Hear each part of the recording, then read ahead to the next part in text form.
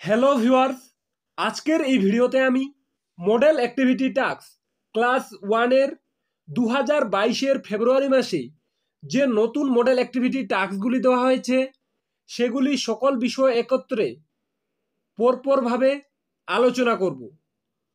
অর্থাৎ এই একটি মাত্র ভিডিও প্রথম থেকে শেষ পর্যন্ত দেখলে তোমরা সংযোগ স্থাপনের সক্ষমতা, সমন্বয় সাধনের সক্ষমতা, সমস্যা সমাধানের সক্ষমতা, মানসিক ও শারীরিক সমন্বয়ের সক্ষমতা ও স্বাস্থ্য ও শারীরশিক্ষা সকল বিষয়ের উত্তর খুব সুন্দরভাবে করে নিতে পারবে। আর তুমি যদি চাও তোমার এই মডেল অ্যাক্টিভিটি টাস্কের উত্তরগুলি সব থেকে ভালো হোক, তাহলে ভিডিওটি প্রথম থেকে শেষ পর্যন্ত দেখতে থাকো। তো চলো শুরু করি। প্রথমেই দেখে নাও সংযোগ স্থাপনের সক্ষমতা। একের দাগে বলা হয়েছে নিচের পাঠটি পড়ো ও কয়েকটি কথায় লেখো। তো চলো পাঠটি পড়ে নিই।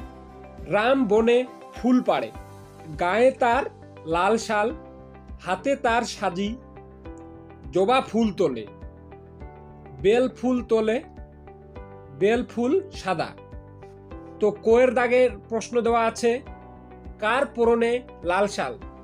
তা আমরা উপরের পাঠটিতে পড়ে নিলাম, তোমরা দেখে নাও। উত্তর এভাবে লিখে নেবে, রামের পরনে লাল শাল।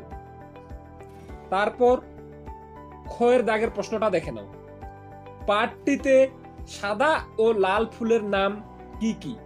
তো তোমরা উত্তরে লিখে নেবে, সাদা ফুলটির নাম বেল ফুল, লাল ফুলটির নাম জবা ফুল। তারপরেই দেখে নাও সমন্বয় সাধনের সক্ষমতা। দুইয়ের দাগে বলা হয়েছে দাগ দিয়ে মেলাও। তো প্রথমেই একটি কাপের ছবি দেওয়া আছে, তো এই কাপের ছবিটির সঙ্গে মিলে যাবে শেষের দাগেরটা কাপ। তারপরে এটা দেখে নাও, এটা একটা বেটের ছবি, তো এটার সাথে মিলে যাবে প্রথমেরটা। তারপরে দেওয়া আছে ক্যাপ, তো ক্যাপের সঙ্গে মিলে যাবে দ্বিতীয়টা। তো এভাবেই তোমরা সুন্দর করে দাগ দিয়ে মিলিয়ে নেবে। তারপরে দেখে নাও সমস্যা সমাধানের সক্ষমতা। তিনের দাগে বলা হয়েছে ছবি দেখে ফাঁকা জায়গায় কথা লেখো। তো ডান দিকে তোমাদের একটি গাছের ছবি দেওয়া আছে, তো ছবি দেখে গাছ মানে এখানে এটা কোন গাছ সেটি আমাদের লিখতে হবে। তো তোমরা গাছটি ভালোভাবে দেখলে বুঝতে পারবে এটি একটি বট গাছ। তাই তোমরা প্রথমের বক্সটিতে লিখে নেবে ব, আর দ্বিতীয় বক্সটিতে লিখে নেবে ট, তাহলে হয়ে গেল বট। এরপরেই দেখে নাও খয়ের দাগের প্রশ্নগুলিতে কি বলা হয়েছে, ফাঁকা জায়গায় সংখ্যা লেখো। তো নিচে তোমাদের একটি ছবি দেওয়া আছে, তো ছবিটির ফাঁকা জায়গাগুলিতে কোন সংখ্যাটি বসবে সেটি লিখতে হবে। তো সবার নিচে আছে 1, এটা তোমাদের দেওয়াই আছে। তো তারপরের ঘরটিতে অবশ্যই 2 হবে, তারপরেরটাতে হবে 3, তারপরে 4 তোমাদের দেওয়াই আছে, তারপরে সবার উপরের ঘরটিতে হবে 5। তো এভাবেই তোমরা উত্তরগুলি করে নেবে।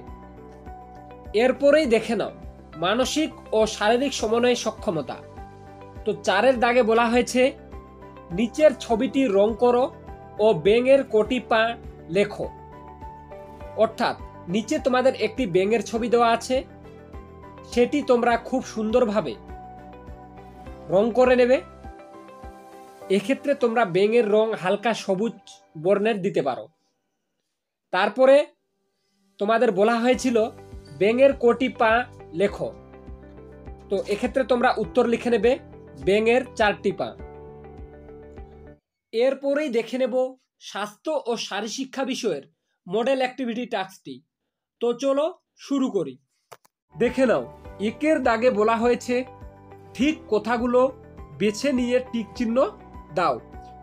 তো কোয়ের দাগে আছে আমরা খাবার সময় খেয়াল করব যাতে ড্যাশ সোজা থাকে। তো এক্ষেত্রে উত্তর হয়ে যাবে 3 নম্বর অপশনটা মেরুদণ্ড, তাই আমরা 3 নম্বর অপশনটাতে টিক চিহ্ন দিয়ে দেব। তারপর দেখে নাও খ নম্বর, সময় নিয়ে ঠিক মতো ড্যাশ খাবার খেতে হবে। তো এক্ষেত্রে উত্তর হয়ে যাবে 2 নম্বর অপশনটা চিবিয়ে, তাই আমরা 2 নম্বর অপশনটাতে টিক চিহ্ন দিয়ে দেব। তারপরেই দেখে নাও 2 এর প্রশ্নগুলিতে কি বলা হয়েছে। যে যে ক্ষেত্রে সাবান দিয়ে হাত ধুতে হবে তার পাশে টিক চিহ্ন দাও। অর্থাৎ আমাদের নিচে কয়েকটি ক্ষেত্র দেওয়া আছে, তো কোন কোন ক্ষেত্রে আমাদের সাবান দিয়ে হাত ধুতে হবে তার পাশে টিক চিহ্ন দিতে হবে।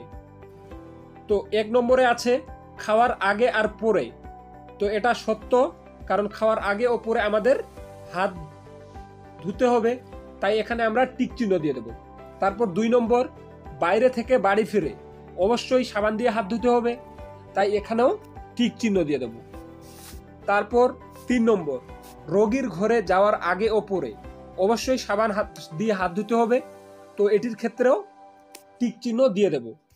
তারপর 4 নম্বরে আছে মল ত্যাগের পরে অবশ্যই সাবান দিয়ে হাত ধুতে হবে, তো 4 নম্বর এখানেও আমরা টিক চিহ্ন দিয়ে দেব। তারপর আছে 5 নম্বর হাত ময়লা মনে হলে অবশ্যই সাবান দিয়ে হাত ধুতে হবে, তাই এখানেও টিক চিহ্ন দিয়ে দেব। তারপর 6 নম্বরে আছে রান্না করবার আগে, তো এটির ক্ষেত্রেও হাত ধুয়ে নিতে হবে, তাহলে এখানেও টিক চিহ্ন হয়ে যাবে। তারপর 7 নম্বরে আছে খবরের কাগজ পড়ার আগে, তো এটি না করলেও চলে, তাই আমরা এখানে ক্রস চিহ্ন দিয়ে দেব। তো এভাবেই তোমরা সুন্দর করে উত্তরটি করে নেবে।